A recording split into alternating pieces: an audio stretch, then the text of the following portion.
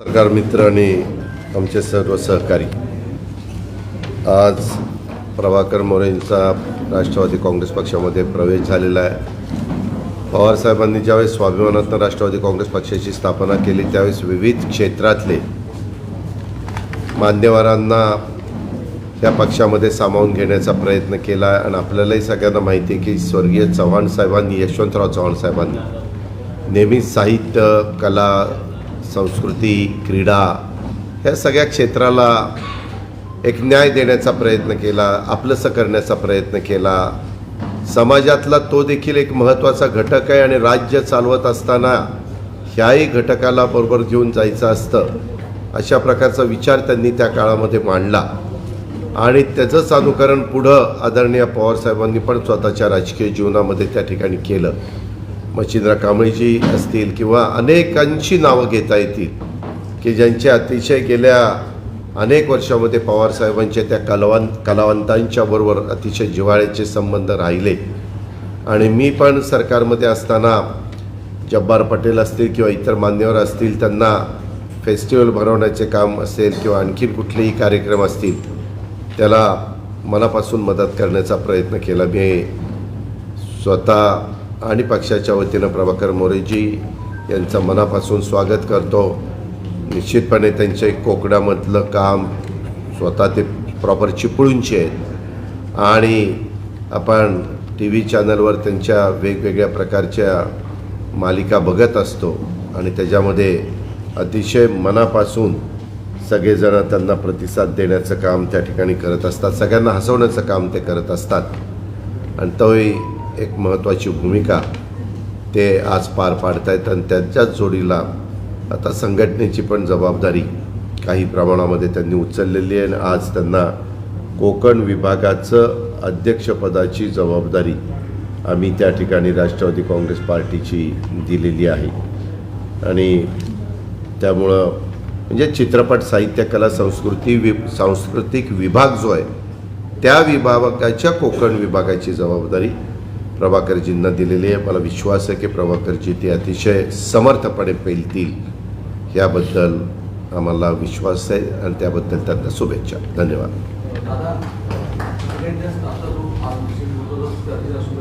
काय काय काय काय पक्षाचं कार्यालय सुरू केलं होतं, त्याची काल मानाने अनाधिकृत तोडफोड आज आणि शिवसैनिकांनी ओपन चॅलेंज दिलं की किरीट सोमय्यांनी ते येऊन दाखवावं, आम्ही सैनिक काय आहोत ते दाखवतो। किरीट सोमय्या यांना BKC मध्ये पोलिसांनी थांबवलेलं आहे। मुळात किरीट सोमय्या यांची कृती ही कायदा व सुव्यवस्था बिघडण्यासाठी मुद्दामून केली जाते का?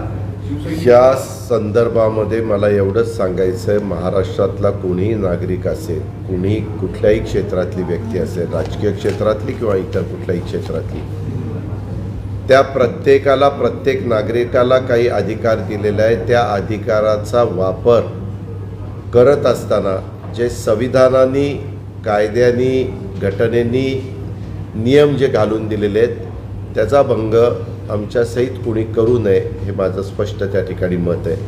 आता ही केलेली कृती योग्य का अयोग्य याबद्दल पेपर बघितल्याशिवाय, वस्तुस्थिती समजून घेतल्याशिवाय, कारण तुम्ही एकदम, मी आज सकाळपासून माझी कामं करून इथं आलो, इथं लोकांना भेटत होतो आणि तुमच्या पुढं प्रेसच्या निमित्तानं आलो, मला त्याच्याबद्दलची खरोखरीच कुठलीही पार्श्वभूमी माहिती नाही।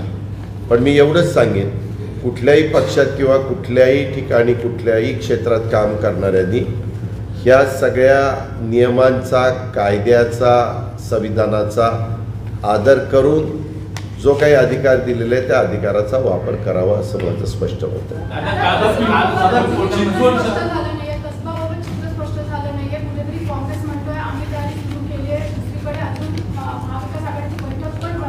प्रत्येकाला आपली आपली तयारी करण्याचा अधिकार आहे।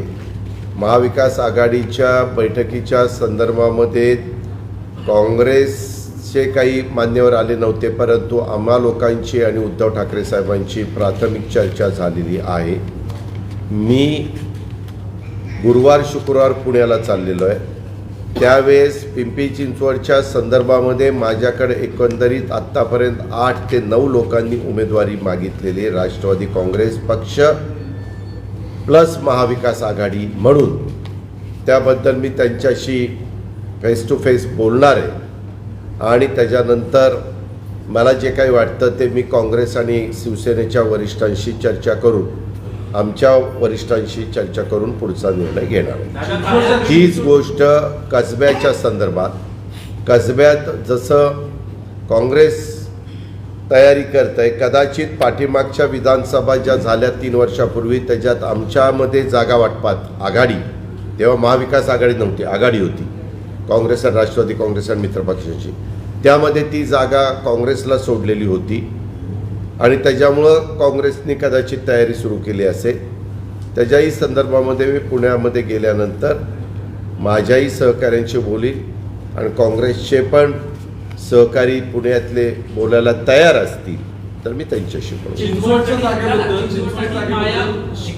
चिंचवडसाठी माया कारणे यांना नुकताच अर्ज घेतलेला आहे. पक्षाकडून वरिष्ठांकडून सांगण्यात आल्यानुसार आपण हा अर्ज घेतोय असं देखील त्यांना माध्यमांशी बोलतो. मी सांगितलं ना की माझ्याकडं 8 लोकांनी उमेदवारी अर्ज म्हणजे उमेदवारी मागितलेली आहे.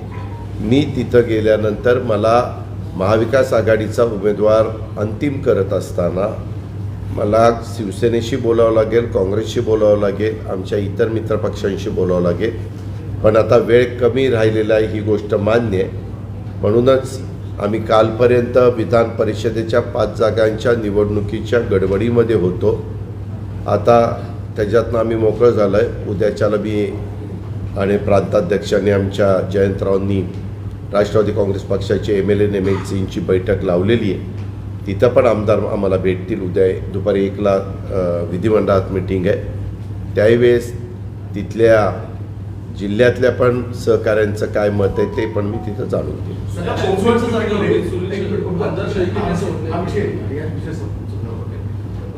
कसबा आणि चिंचवड या संदर्भामध्ये जे तिथे विद्यमान भाजपाची जागा होती सत्ताधारी त्यांच्याकडनं वारंवार विनंती केली जाते की ज्याप्रमाणे अंधेरीला आम्ही निधनानंतर जी पोटनिवडणुकीला म्हणजे आम्ही निवडणूक लढवली नाही ती बिनविरोध करून दिली. मुळात महाविकास आघाडी ठाम आहे का की निवडणूक लढवावी? मी निवडणूक लढवण्याच्या करता ठाम आहे. नंबर 1. कोल्हापूरला निवडणूक झालेली आपल्याला आठवत असेल, पंढरपूरला निवडणूक झालेली आठवत असेल आणि नांदेड जिल्ह्यामध्ये देखील देगलूर विधानसभा मतदारसंघात निवडणूक झालेली आपल्याला आठवत असेल. त्याच्यामुळं हे आत्ताचं उदाहरण ते त्यांनी देणं कितपत योग्य आहे. अर्थात प्रत्येकाला आपलं मत मांडण्याचा अधिकार आहे, परंतु आम्ही त्या अँगलने अजिबात विचार करत नाही. कुणी म्हटलं की भाजपने कमळ चिन्ह सोडून ही निवडणूक लढवावी चिंचवडची, आम्ही बिनविरोध निवडणूक करायला तयार आहोत. तुमचं काही बोलणं झालंय का त्याच्यावर? असं काहीही बोलणं झालेलं नाही. सुनील शेळके नक्की कोणत्या हेतूने ते बोललेत मला माहिती नाही.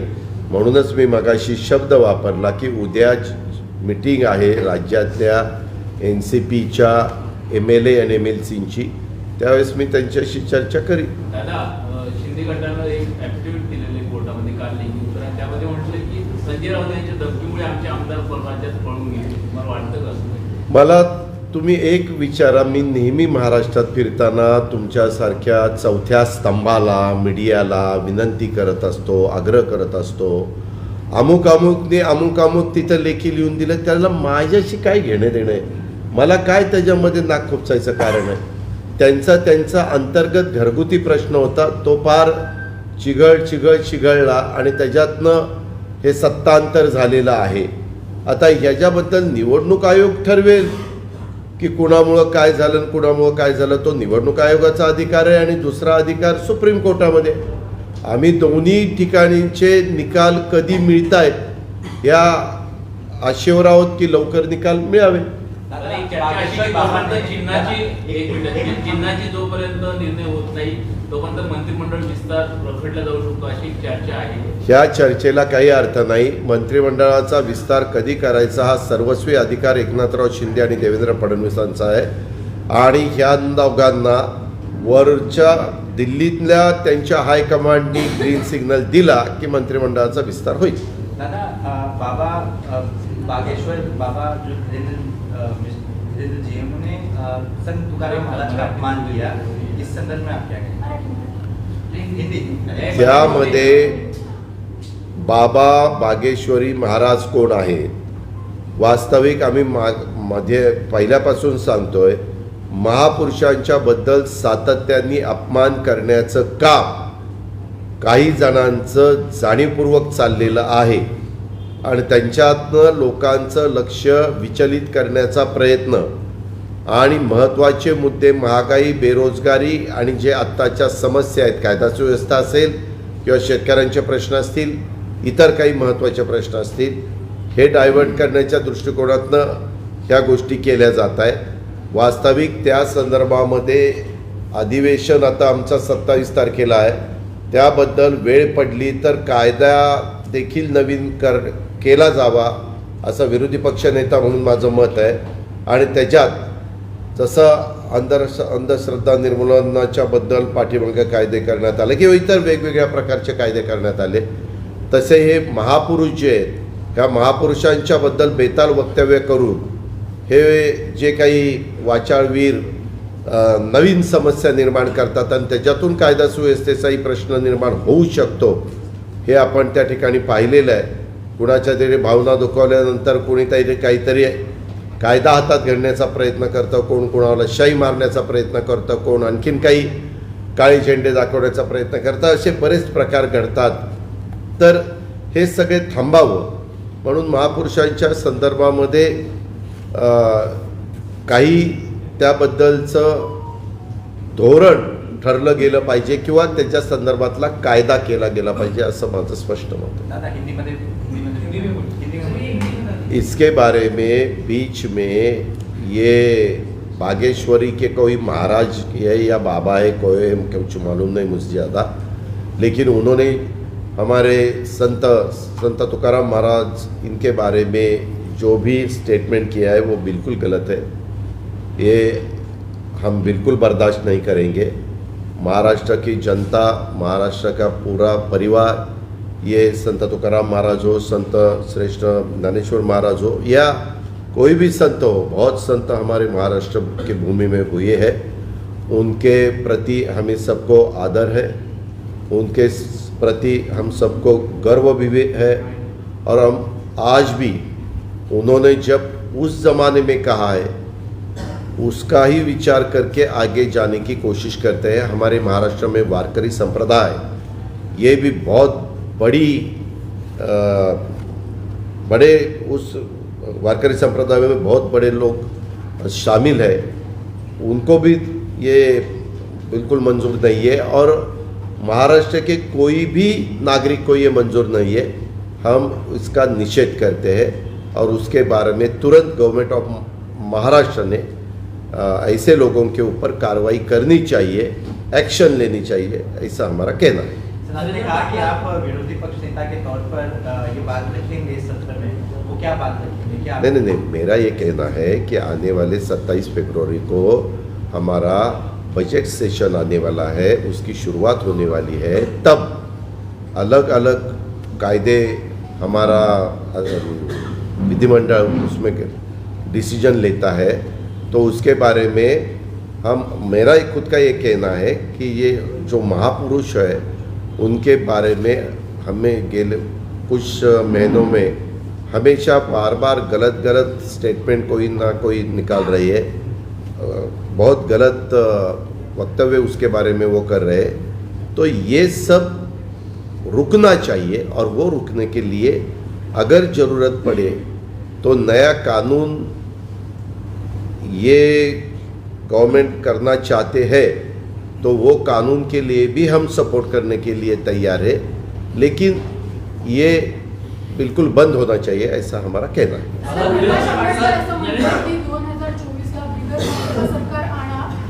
कोण म्हणलं? प्रकाश आंबेडकर असं म्हणतात की 2024 ला बिगर भाजपा सरकार आणा, नरेंद्र मोदी आणि अमित शहा यांना तुरुंगात पाठवा. यामध्ये कुठल्या राजकीय व्यक्तींनी किंवा कुठल्या नागरिकांनी काय म्हणावं मी मगाशीच सांगितलेलं आहे. तुम्ही नेहमी वेगवेगळे मान्यवर वेगवेगळे स्टेटमेंट करतात आणि त्यांचं असं मत आहे, त्यांचं तसं मत आहे, आम्हाला प्रश्न विचारतात. आमचं मत तसं नाही आहे. ते त्यांचं मत आहे, ते त्यांनी व्यक्त केलेलं आहे.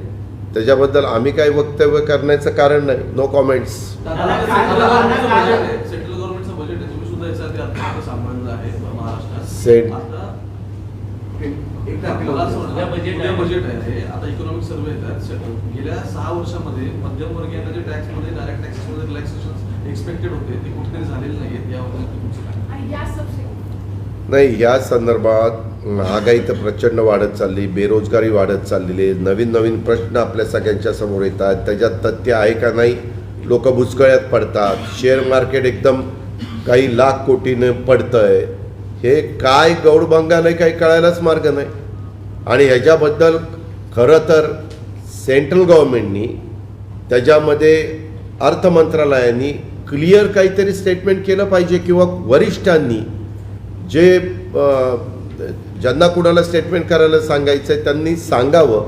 आणि हे लोक जे धास्तावलेले आहेत, लोक जे बुचकळ्यात पडलेले आहेत, आणि नक्की काय झालं आहे हे ज्यांच्यावर आरोप झाला आहे ती कंपनीच बोलते, आणि ज्यांनी परदेशी कंपनीने आरोप केला आहे ते दोघंच बोलत आहेत, आणि बाकीचे जण नुसतीच चर्चा करत आहेत. परंतु ह्याच्यातली फॅक्ट काय? कोण म्हणत आहे की ह्याच्यामध्ये लाईफ इन्शुरन्स कंपनीचे 75,000 कोटी रुपये अडकलेत. खरंच अडकलेत का? नक्की काय झालेलं आहे?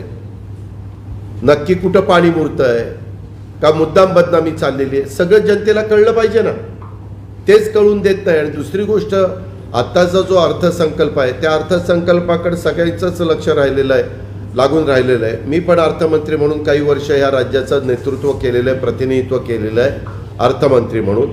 जयंतरावांनी केलेलं आहे, सुनील तटकरेंनी केलेलं आहे, दिलीप वळसे पाटलांनी केलेलं आहे. गेले 20 वर्षामध्ये 5 वर्षाचा अपवाद मुनगंटीवारांचा सोडला आणि आत्ता देवेंद्रजींचा सोडला तर आम्हीच लोक 17.5 वर्ष हे क्षेत्र सांभाळत होतं.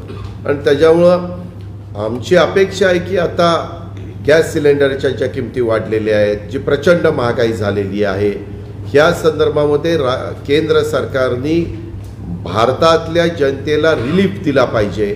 आपल्या महाराष्ट्रातले जे काही महत्त्वाचे प्रश्न आहेत ते प्रश्न उद्याच्याला रेल्वे बजेटच्या निमित्तानं निधी मिळाला पाहिजे. वेगवेगळ्या प्रकारे सेंट्रलचा वेगवेगळ्या डिपार्टमेंटचा निधी असतो तो महाराष्ट्राला मोठ्या प्रमाणावर त्या ठिकाणी मिळाला पाहिजे. अशा प्रकारची महाराष्ट्रीयन माणूस म्हणून माझी अपेक्षा आहे. दादा, पण यामध्ये केंद्र सरकारचे जे बजेट आहे किंवा रेल्वेकडून वेगवेगळे प्रोजेक्ट असतील किंवा प्रकल्प असतील, याला स्थगिती मिळताना दिसते का? की नगर आणि औरंगाबाद मार्ग असेल किंवा नाशिक आणि पुण्याचा मार्ग असेल, अजूनही तो प्रलंबित आहे. ह्या संदर्भात नाशिक पुण्याच्या बद्दल मी स्वतः देवेंद्रजींशी बोललो आहे की बाबा तुम्ही रेल्वे मंत्रालयाशी बोला. हा मार्ग अतिशय चांगल्या प्रकारचा आहे. जमीन ॲक्वायर करायला आपण सुरुवात पण केलेली आहे. नगर कलेक्टर, पुणा कलेक्टर आणि नाशिक कलेक्टर ह्या तिघांनी त्याच्या संदर्भातला पुढाकार घेतलेला. आमचं सरकार असतानाच आम्ही त्याच्या पाठीमागे लागलेलो होतो, म्हणजे हा प्रोजेक्ट लवकर व्हावा म्हणून. हा ह्या 3 जिल्ह्याला आणि एकंदरीतच नाशिक, मुंबई, पुणे, नाशिक ह्या 3ला ट्रायंग्युलरला जोडणारा खूप महत्त्वाचा ही लाईन आहे.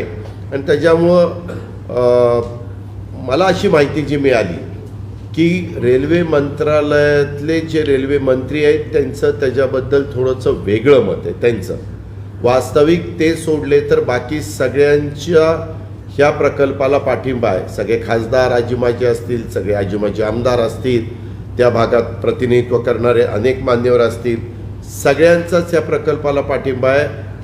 उद्धव ठाकरे साहेबांच्या नेतृत्वाखालच्या सरकारचा पण ह्या गोष्टीला पाठिंबा होता.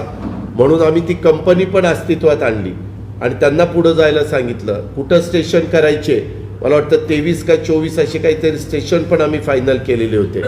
पण आता त्याच्यातून एक नवीन काहीतरी सूचना ही विद्यमान रेल्वे मंत्र्यांनी केली.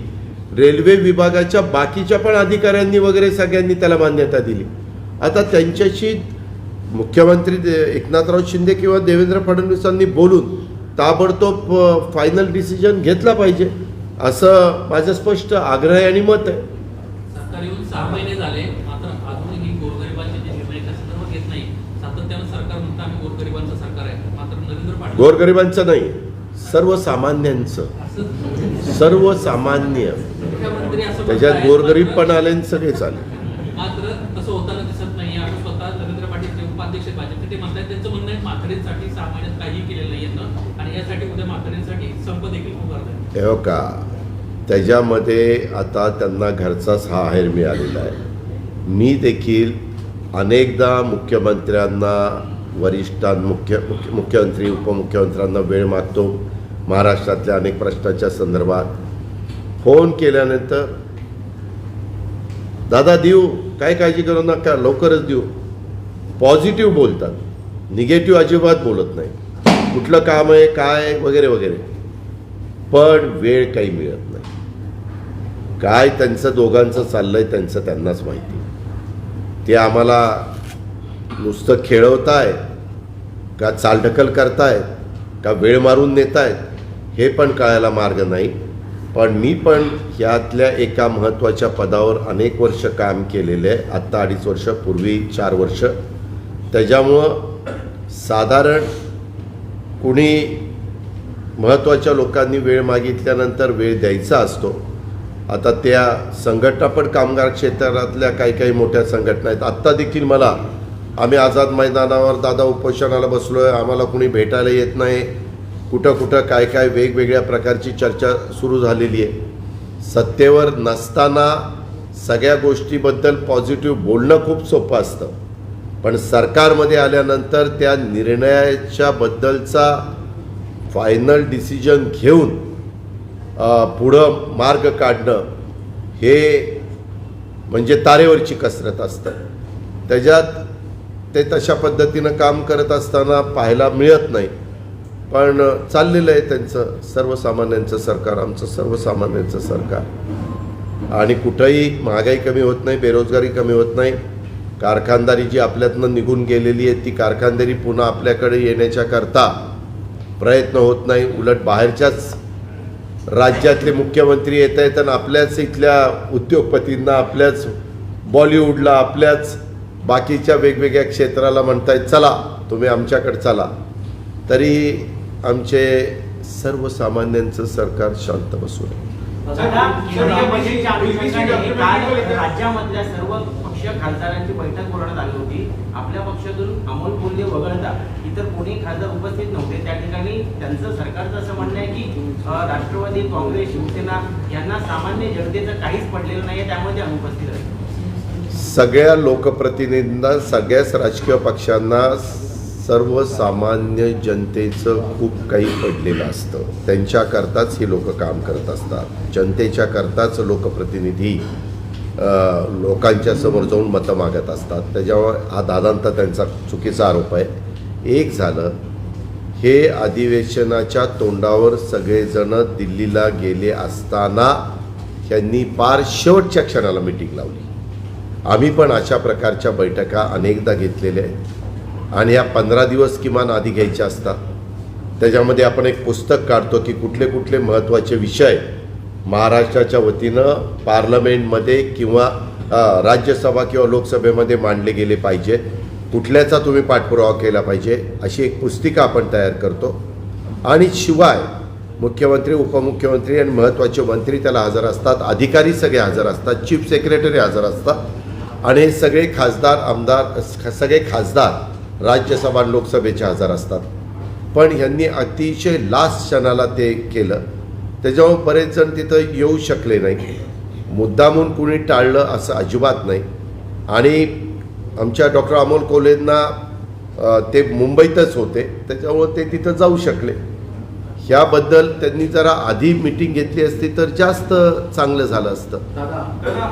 बीबीसी डॉक्यूमेंट्री को लेकर पूरे देश में हंगामा चल रहा है. साथ ही साथ सुप्रीम कोर्ट में भी याचिका दायर की गई है कि इसके ऊपर जो लगा हुआ बैन है वो निकले. किसके ऊपर? जो डॉक्यूमेंट्री है, नरेंद्र मोदींच्या बाबतीत एक डॉक्युमेंटरी तयार करण्यात आली होती बीबीसीनं, त्याच्यावर बॅन आणण्यात आलेला आहे. वेगवेगळ्या विद्यापीठात त्या दाखवण्यात आलं, त्याच्यावर वाद देखील झाला, हिंसाचार झाला आणि मुंबई देखील दाखवण्यात. या संदर्भात याचिका, या संदर्भामध्ये माझं नेहमी म्हणणं असतं की आपण लोकशाहीमध्ये काम करतो. आपला भारत खंडप्राय देशामध्ये या लोकशाहीला खूप मोठं महत्त्व आहे आणि बाबासाहेब आंबेडकरांनी फार विचारपूर्वक हे संविधान आणि घटना कायदा दिलेला आहे. त्या घटना कायदा आणि संविधानाच्या चौकटीमध्ये बसणाऱ्या ज्या बाबी असतील त्या मीडियानी दाखवल्या पाहिजे, त्या मीडियानी वृत्तपत्रामध्ये पण छापल्या पाहिजे, लेख पण दिले पाहिजे आणि ज्याच्यातनं कायदा सुव्यवस्थेचा प्रश्न गंभीर होणार आहे, ज्याच्यातून धर्माधर्मामध्ये तेढ निर्माण होणार आहे, जातीय द्वेष निर्माण होणार आहे, समाजामध्ये दुही निर्माण होणार आहे, अंतर पडणार आहे, अशा गोष्टी आपल्या भारताला परवडणाऱ्या नाहीत. आणि 18 पगड जाती असणाऱ्या तुमच्या माझ्या भारतामध्ये ह्या सगळ्यांचाच आदर केला पाहिजे आणि आपल्या सगळ्या महापुरुषांनी ह्याबद्दलचं स्पष्ट मत त्यांच्या काळामध्ये व्यक्त केलेलं आज आपण इतिहासामध्ये वाचतो आणि आज त्याच विचाराचं अनुकरण करून पुढे जाण्याचा प्रयत्न आपण सगळेजण करत असतो. हिंदीमध्ये BBC डॉक्युमेंटरीवरती नॅशनल विषय. हाँ सर. नहीं, उसके बारे में मेरा इतना ही कहना है कि हमारे भारत में डेमोक्रेसी है, हम उसका आदर करते हैं और भारत देश में जो भी किसी का स्टेटमेंट हो या डॉक्यूमेंट्री हो या कोई भी न्यूज़ हो, उसके बारे में अगर वो कानून के खिलाफ या संविधान के खिलाफ या अपनी जो घटना है उसके खिलाफ नहीं होगा, वो तो दिखाना चाहिए. और कोई ऐसी न्यूज़, ऐसी डॉक्यूमेंट्री, ऐसा कुछ होगा तो उसके बारे में पुलिस डिपार्टमेंट ने सोचना चाहिए कि ये रिलीज़ होने के बाद अपने महाराष्ट्र के और अपने देश की लॉ एंड ऑर्डर ये प्रॉब्लम में आ सकती है क्या, उसके बारे में स्टडी करने का अधिकार उनका है. उन्होंने उसके बारे में स्टडी करनी चाहिए और अंतिम फैसला देना चाहिए. दादा, सांसद नवनीत राणा के पिताजी को शिवडी मैजिस्ट्रेट कोर्ट ने गोड़ा घोषित किया है कि उनका जाति सत्यापन पत्र यानी कि उनका कास्ट वैलिडिटी सर्टिफिकेट फर्जी है, ऐसा सामने आया है और वो समझ मिलने के बावजूद भी उनके पिताजी कोर्ट में हाजिर नहीं हुए. कैसे देखते हैं इतनी बड़ी सांसद है और उनके या caste validity- किसी के ही बारे में न्याय व्यवस्था ने कोई भी नागरिक हो उसके बारे में कुछ डिसीजन देने के बाद वो डिसीजन का आदर करना चाहिए और उन्होंने जो डायरेक्शन दिए उसी हिसाब से आगे चलना चाहिए. दादा, तुम्ही काही वेळापूर्वी बजेटचं दिलं होतं. अदानी समूहाचे जे शेअर पडत आहेत त्याच्यामध्ये लाखो लोकांची इन्व्हेस्टमेंट आहे शेअरमध्ये, करोडो रुपयांचं नुकसान गेल्या 2-4 दिवसामध्ये होत आहे. मुळात ती एक कॉन्स्पिरसी आहे की बजेटच्या वेळेस बरोबर अशा गोष्टी घडत आहेत, ह्याच्यामुळे पूर्ण जो फटका आहे तो फायनान्स यंत्रणांना पूर्ण बसतोय. नेमकं कशा स्वरूपात या घटनेकडे पाहताय आणि कारण की मुंबईसारख्या आर्थिक देशाच्या राजधानीच्या इथूनच हे सगळे केंद्रबिंदू होताना दिसतात. ह्या संदर्भामध्ये म्हणूनच मी सुरुवातीला बोलताना सांगितलं की कुठंतरी लोक याबद्दलची मोठ्या प्रमाणावर चर्चा देश पातळीवर करायला लागलेली आहे. ज्या परदेशी कंपनीनं ॲलिगेशन केलं त्यांचं स्टेटमेंट आपण वाचलं, त्याच्या विरोधामध्ये ज्यांच्या विरोधात आलेलं होतं त्या ग्रुपनी देखील, अदानी ग्रुपनी त्यांचं स्टेटमेंट बऱ्याच पानांचं दिलेलं आहे, तेही आपण बघतोय. आता ज्यावेळेस ह्या दोन गोष्टी होत आहेत, एक कंपनी परदेशी आणि एक आज भारतीय नागरिक म्हणून सगळ्यात श्रीमंत गणली जाणारी व्यक्ती, ह्या संदर्भात होत असताना वित्त विभागाने केंद्राच्या ह्याच्यात हस्तक्षेप केला पाहिजे. लोकांना तुम्हाला आठवत असेल की मोठ्या मोठ्या बँकांच्या बद्दल काही वेगळ्या प्रकारच्या बातम्या आल्यानंतर फायनान्स विभागाने त्याच्यामध्ये हस्तक्षेप केला आणि एक पत्रक काढलं की लोकांनी घाबरून जाऊ नये, हे सगळं योग्य आहे काय ते सांगण्याचा प्रयत्न केला. तशा प्रकारे एवढी घटना घडत असताना का वरिष्ठ कुणीच काही बोलायला तयार नाही आहे, का त्याच्या संदर्भामध्ये सगळेजण गप्प बसलेले. सगळेजण म्हणण्यापेक्षा केंद्र सरकारची जी महत्त्वाची यंत्रणा आहे की त्यांनी याबद्दल ताबडतोब स्टेटमेंट करून वस्तुस्थिती काय ते महाराष्ट्रातल्या भारतातल्या 125 कोटी जनतेच्या लक्षात आणून दिली पाहिजे. नुसतं ही भारताच्या 125 कोटी जनतेशी संबंधित नाही, कारण ही ज्या कंपन्या आहेत त्यांचा परदेशामध्ये देखील मोठ्या प्रमाणावर गुंतवणूक आहे. त्याच्यावर त्याचा डायरेक्ट जे काही होणार आहे ते भारताला पण त्याचा फटका बसणार आहे आणि परदेशाला पण. परदेशात म्हणजे जर योग्य असेल तर फटका बसण्याचं कारण नाही, पण जर अयोग्य असेल तर त्याच्या संदर्भामध्ये सर्वसामान्य लोकांना त्याचा प्रचंड मोठा किंमत मोजावी लागणार आहे. म्हणूनच माझी मागणी आहे की ह्याच्याबद्दलची वस्तुस्थिती आता अभ्यास झालेला असेल केंद्राचा ह्याबद्दलचा, तर तो परिपूर्ण अभ्यास झालेला असेल तर त्यांनी स्टेटमेंट करावं आणि क्लिअर सगळ्यांना करावं. कारण तुम्ही सगळेच मीडिया पण बुचकळ्यात पडलेलं आहे, सगळीच जनता बुचकळ्यात पडलेली आहे. काही कळायला मार्ग नाही की नक्की फॅक्ट काय, ती फॅक्ट कळली पाहिजे. Okay, thank you, welcome. नवीन आणि ताज्या घडामोडींसाठी महाराष्ट्र जनभूमी न्यूजला सबस्क्राईब करा. त्याचबरोबर बेल आयकॉनवर क्लिक करा आणि मिळवा आमच्या बातम्यांचे नोटिफिकेशन्स.